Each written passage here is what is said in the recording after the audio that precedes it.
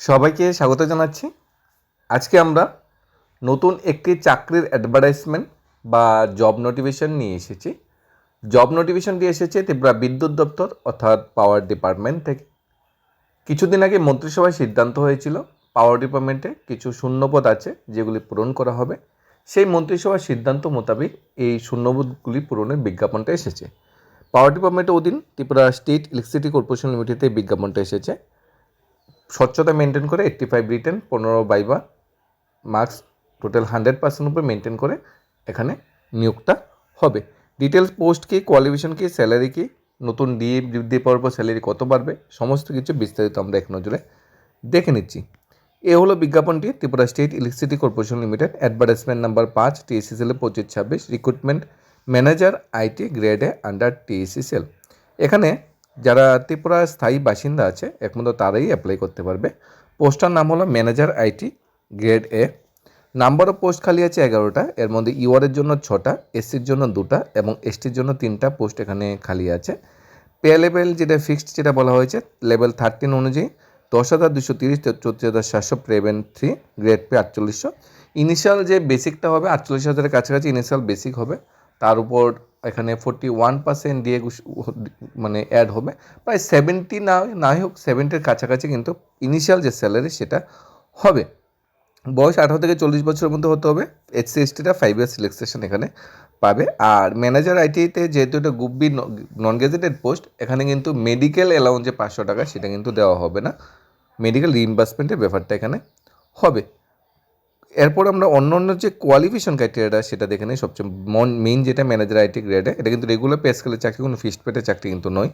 Minimum 55% marks থাকতে হবে BE বা বিটেক ইন কম্পিউটার সায়েন্স অথবা ইঞ্জিনিয়ারিং কম্পিউটার সায়েন্স অথবা টেকনোলজি অথবা ইলেকট্রনিক্স অ্যান্ড টেলিকমিউনিকেশন অথবা এমসিএ পাস আউট হতে হবে এনি ইনস্টিটিউট থেকে, ইউনিভার্সিটি থেকে রেকগনাইজ হয় AICTE বা ইউজিসি বা AICTE রিকগনাইজ ইউনিভার্সিটি থেকে বিই বা বিটেক পাস আউট হতে হবে কম্পিউটার সায়েন্সে অথবা এমসিএ পাস আউট হতে হবে অথবা ইলেকট্রনিক্স অ্যান্ড টেলিকমিউনিকেশনে বিই বা বিটেক পাস আউট হতে হবে, তাহলে অ্যাপ্লাই করা যাবে এই অর্গানাইজেশনে।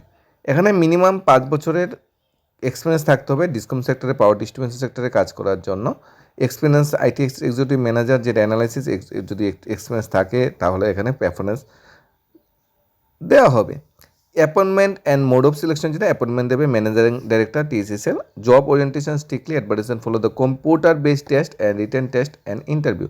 কম্পিউটার বেসড টেস্ট হবে অথবা রিটেন টেস্ট হবে, যে কোনো একটা, প্লাস ইন্টারভিউ, তারপর নিয়োগটা এখানে হবে। কম্পিউটার বেসড টেস্ট বা রিটেন টেস্টে 85 মার্কস থাকবে আর বাইবাতে থাকবে 15, টোটাল 100 মার্কসের এখানে এক্সাম হবে। অ্যাপ্লাই করতে গেলে 500 টাকার ডিমান্ড আপ সহ যে অ্যাডভার্টাইজমেন্টের যে বায়োডাটা আছে সেটা ফিল আপ করে জমা দিতে হবে Tripura state electricity corporation limited অফিসে। এখানে 85-এর মধ্যে 34 মার্কস হলো কাট অফ মার্কস, ন্যূনতম কাট অফ মার্কস এখানে দেওয়া হয়েছে।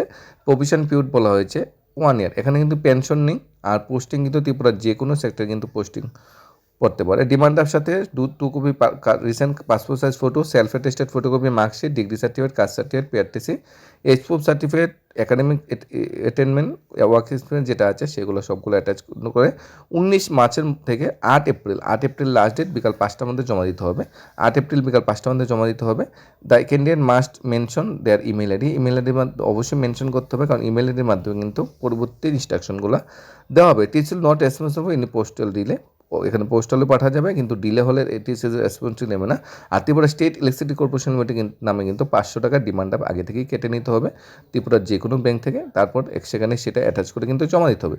শর্টলিস্টেড ক্যান্ডিডেটকে কম্পিউটার বেস বা রিটেন টেস্টের জন্য রাখা হবে। তোমার যদি কোয়ালিফিকেশন ক্রাইটেরিয়া মিলে যায় তাহলে তোমার নামটা এই কম্পিউটার টেস্ট বা রিটেন টেস্টের জন্য ডাকা হবে। তারপর রিটেন টেস্ট কোয়ালিফাই করলে তোমার ইন্টারভিউর জন্য ডাকা হবে। তারপর ইন্টারভিউ কোয়ালিফাই করলে তোমার পার্মানেন্ট জব এখানে দেওয়া হবে এবং ত্রিপুরার যে কোনো সেক্টরে তোমার প্লেস অফ পোস্টিং হবে। এই ছিল বিস্তারিত। তাহলে কম্পিউটার সায়েন্সে যারা বিই বা বিটেক বা এমসিএ যারা পাস আউট করে বসে আছে তাদের জন্য দারুণ একটা সুযোগ। ধন্যবাদ সবাইকে।